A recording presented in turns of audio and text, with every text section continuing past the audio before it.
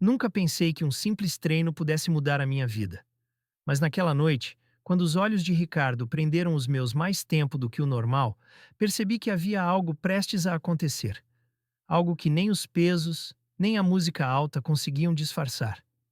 Miguel tinha 23 anos e estava cansado de fingir que não via os sinais.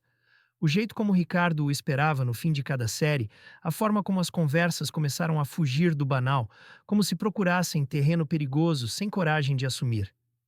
O ginásio era o refúgio de ambos, mas também o campo onde a tensão crescia a cada encontro. Os colegas viam apenas dois amigos que treinavam juntos, mas Miguel sentia outra coisa. O coração acelerar quando Ricardo sorria, o calor das mãos quando o ajudava a erguer a barra, a dificuldade em controlar o olhar. Durante semanas, fingiu que não passava de amizade. Só que o silêncio entre eles estava cheio de coisas que nenhum ousava dizer. Nessa noite chovia em Lisboa. O ginásio quase vazio, apenas alguns a terminar as últimas séries. Miguel estava prestes a sair quando Ricardo se aproximou. Vai já?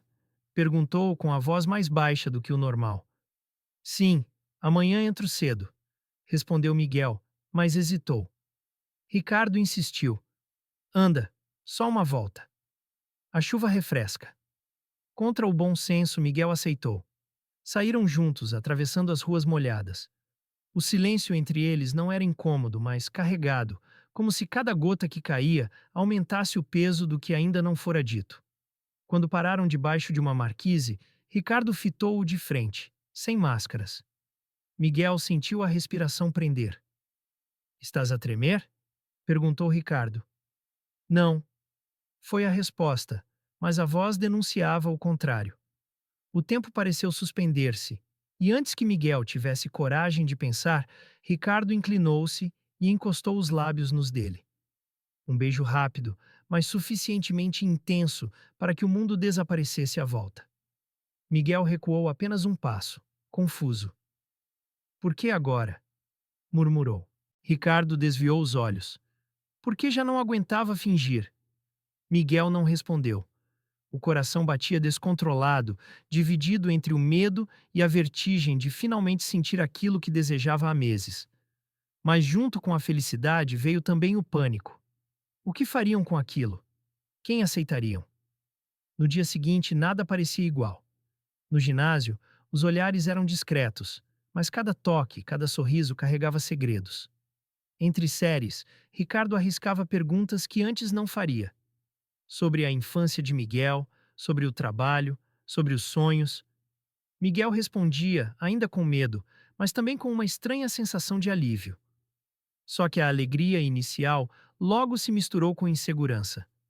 Ricardo queria manter tudo escondido, pelo menos por agora. Miguel compreendia, mas sofria.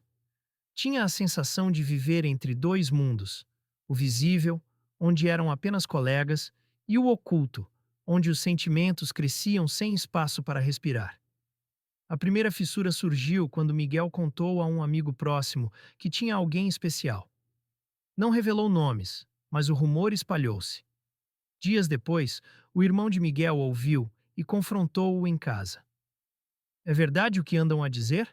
Perguntou, a voz carregada de reprovação. Miguel sentiu o chão fugir. Tentou explicar, mas as palavras foram cortadas por insultos e acusações que lhe atravessaram o peito como lâminas invisíveis. Saiu de casa naquela noite com os olhos em brasa e uma dor que não sabia onde guardar. Procurou Ricardo, desesperado por apoio. Encontrou-o à porta do ginásio, mas em vez de alívio, encontrou outra ferida. Ricardo estava acompanhado, demasiado próximo de outro rapaz. O estômago de Miguel revolveu-se. Então era isto? Perguntou, a voz falhando. Ricardo ficou sem palavras. Tentou justificar-se, mas Miguel não quis ouvir. Todo o peso da traição e da rejeição caiu sobre ele de uma só vez. Naquela madrugada, caminhando sozinho pelas ruas vazias de Lisboa, Miguel compreendeu que a sua vida tinha mudado para sempre. O beijo que parecia promessa transformara-se em ferida. A aceitação que buscava na família transformara-se em condenação. E agora, o que restava era apenas a luta. Contra a vergonha, contra o silêncio, contra o medo de nunca ser aceito. Naquela noite, Miguel percebeu que estava sozinho. Nem a família, nem Ricardo, nem os amigos lhe ofereciam um lugar seguro. E quando a solidão se tornou insuportável, ele teve de decidir: ou calava-se para sempre, ou aprendia a levantar-se. Os dias seguintes foram um turbilhão. No trabalho, Miguel fingia normalidade, mas bastava uma pausa para sentir o coração afundar. A lembrança do irmão a gritar com ele voltava como um eco impossível de silenciar. As mensagens não respondidas de Ricardo acumulavam-se no telemóvel. No fundo, ele sabia. Não era apenas ciúme, era a certeza de que tinha confiado em alguém que não estava disposto a lutar ao seu lado. Na semana seguinte, Ricardo procurou-o à saída do ginásio. Preciso de falar contigo. Miguel manteve-se firme. Sobre o quê? Sobre como me escondeste? Ricardo tentou segurar-lhe o braço, mas Miguel afastou-se. Eu tinha medo, confessou. Medo de ser descoberto, medo de perder tudo. Miguel engoliu em seco. E achas que eu não tinha medo? A diferença é que eu não menti. O silêncio que se seguiu cortou qualquer esperança. Ricardo percebeu que já não havia retorno. Naquela mesma noite, Miguel voltou para casa e encontrou o irmão novamente hostil. As palavras duras repetiam-se. Vergonha, desonra, nunca pensei que tivesses esse desvio. Cada frase era uma martelada. Miguel já não chorava. Apenas sentia o corpo endurecer, como se precisasse criar uma armadura. Foi então que decidiu procurar ajuda fora. Numa pesquisa rápida, descobriu uma associação local de apoio a jovens LGBT. Entrou hesitante, quase desistindo à porta, mas uma rapariga da mesma idade recebeu-o com um sorriso firme e simples. Aqui não precisas de esconder quem és. As reuniões tornaram-se o ponto de respiração da semana. Miguel ouvia histórias de outros que também tinham sido rejeitados, traídos, humilhados. Mas em cada relato encontrava também algo que nunca tinha experimentado: resistência. Pessoas que não desistiram, que transformaram dor em força. Numa dessas sessões, partilhou a própria história. As palavras saíram entrecortadas, mas sinceras. Quando terminou, não houve julgamento. Apenas um silêncio respeitoso, seguido de palmas discretas que significavam: não estás sozinho. Enquanto isso, Ricardo afastava-se cada vez mais. Tentou regressar, mas o grupo de amigos que antes o cercava começou a tratá-lo com desconfiança. A traição espalhou-se em rumores.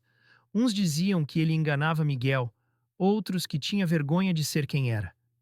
O que antes era segredo tornou-se um peso público. Ricardo descobriu que a mentira protege apenas por pouco tempo, depois cobra o preço. Para Miguel, cada dia ainda era uma luta. No entanto, algo mudava. Já não se via apenas como vítima, mas como alguém que podia escolher. Quando a raiva vinha, ele corria até não aguentar mais. Quando a tristeza o paralisava, lembrava-se da frase da rapariga: aqui não precisas de esconder quem és. O momento decisivo chegou quando recebeu uma mensagem do irmão: se continuares nesse caminho, deixa de contar comigo.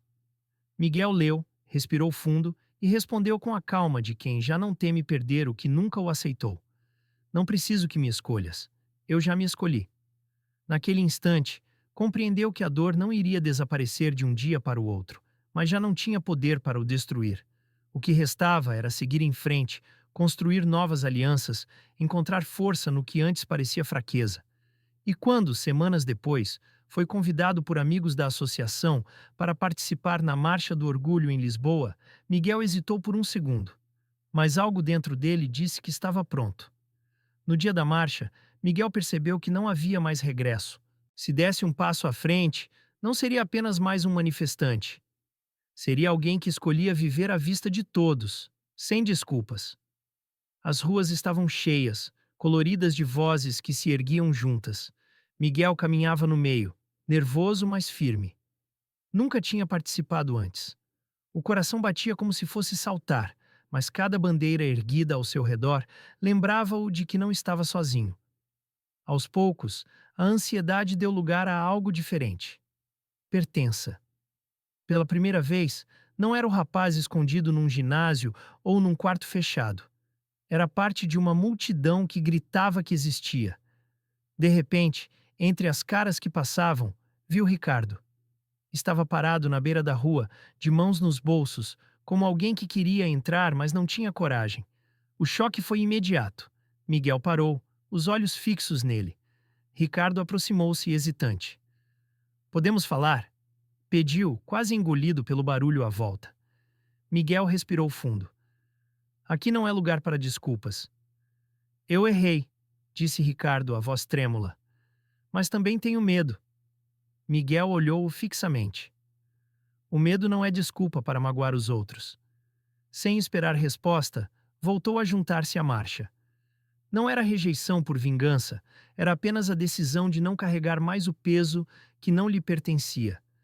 Quando a caminhada chegou à Praça do Comércio, Miguel foi surpreendido por outra presença: o irmão.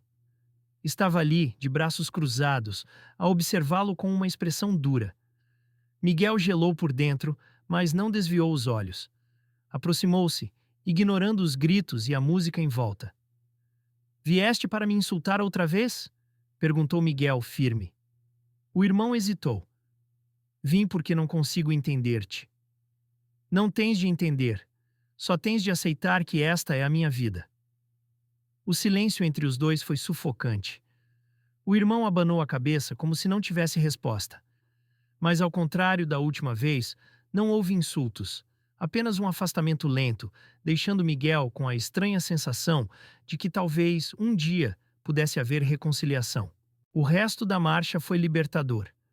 Miguel ergueu a voz, gritou slogans, cantou com desconhecidos. Cada palavra era um pedaço da vergonha que largava.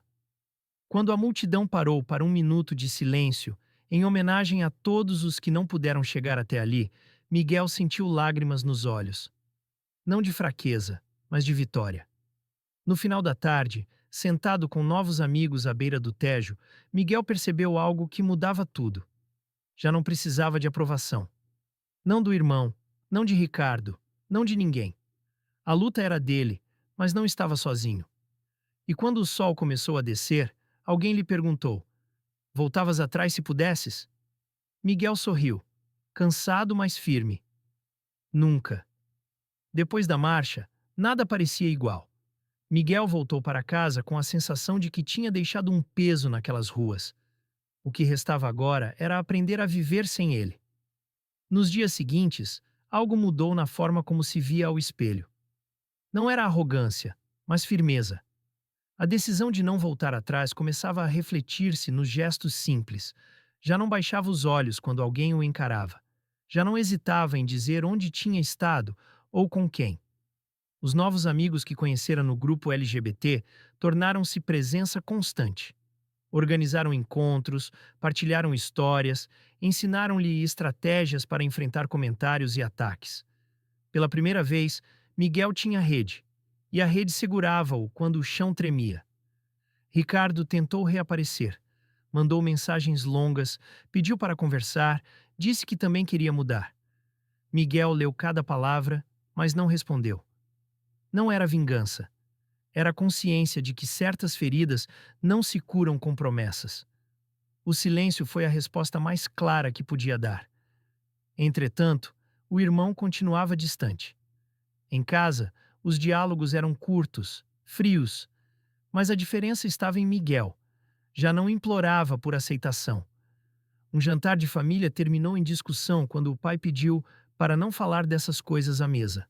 Miguel levantou-se e respondeu: "Se eu não posso falar da minha vida na minha própria casa, então esta casa já não é minha." Saiu sem olhar para trás. Foi duro, mas libertador. Essa noite dormiu no sofá de um amigo da associação e percebeu que família também se constrói fora do sangue. No trabalho, alguns colegas comentaram a sua presença na marcha, uns de forma positiva, outros com ironia. Miguel respondeu com calma, mas sem recuar. Quando um colega insinuou que aquilo era apenas moda, Miguel respondeu firme: "Moda não é arriscar perder tudo para poder existir." O silêncio que se seguiu deu-lhe a certeza de que tinha feito bem em não calar. As semanas passaram e a confiança cresceu. Miguel aceitou convites para falar em escolas sobre diversidade. A primeira vez foi nervosa, mas ao ver jovens atentos, alguns visivelmente identificados com as palavras, sentiu que cada cicatriz tinha ganhado propósito. Já não era apenas sobre ele, era sobre dar voz a quem ainda não conseguia falar. Enquanto isso, a vida de Ricardo seguiu outro rumo. Amigos afastaram-se, cansados das mentiras. O rapaz com quem fora visto deixou de aparecer. No ginásio, treinava sozinho, o olhar sempre à procura de Miguel, mas encontrava apenas ausência. Era o preço de quem não soube escolher a verdade quando teve oportunidade.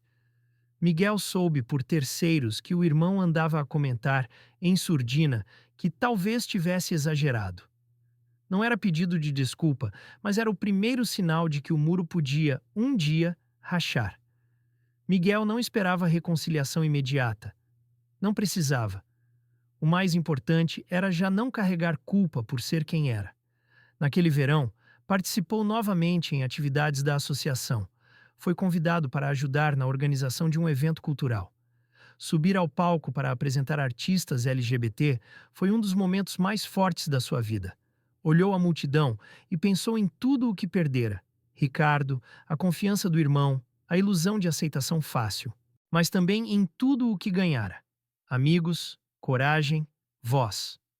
Quando desceu do palco, alguém lhe disse: "Tu falas como quem sabe o que é lutar."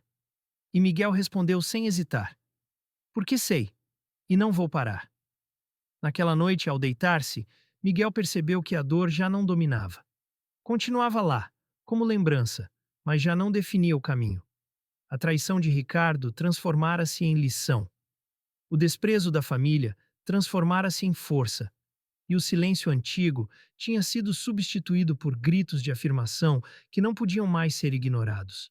Chegar ao fim não significava esquecer o que tinha acontecido. Significava apenas olhar para trás sem medo e escolher seguir em frente. Meses depois da marcha, a vida de Miguel estava irreconhecível. Continuava a enfrentar olhares e comentários, mas já não se curvava. A associação tinha se tornado quase uma segunda casa. Lá, encontrava gente que não lhe perguntava por quê, mas apenas como estás.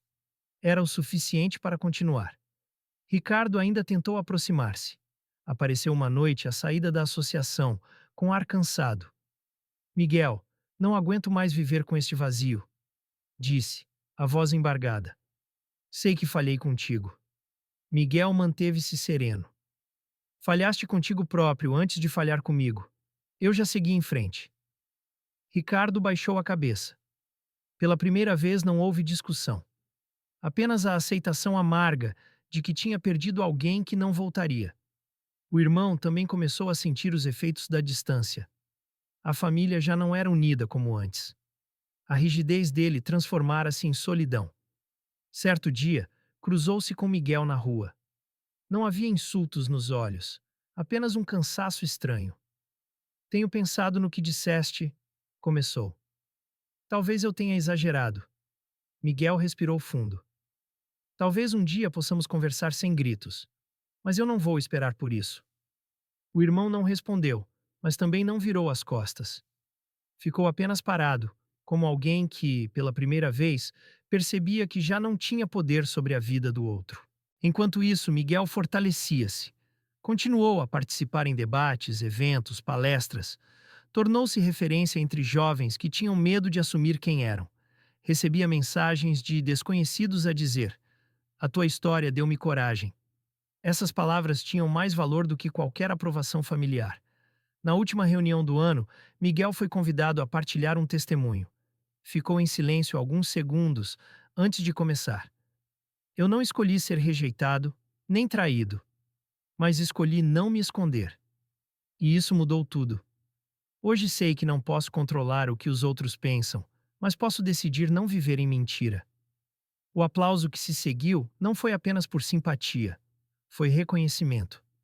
Ali estava alguém que transformara a dor em força, alguém que provava que não é a aceitação dos outros que define quem somos.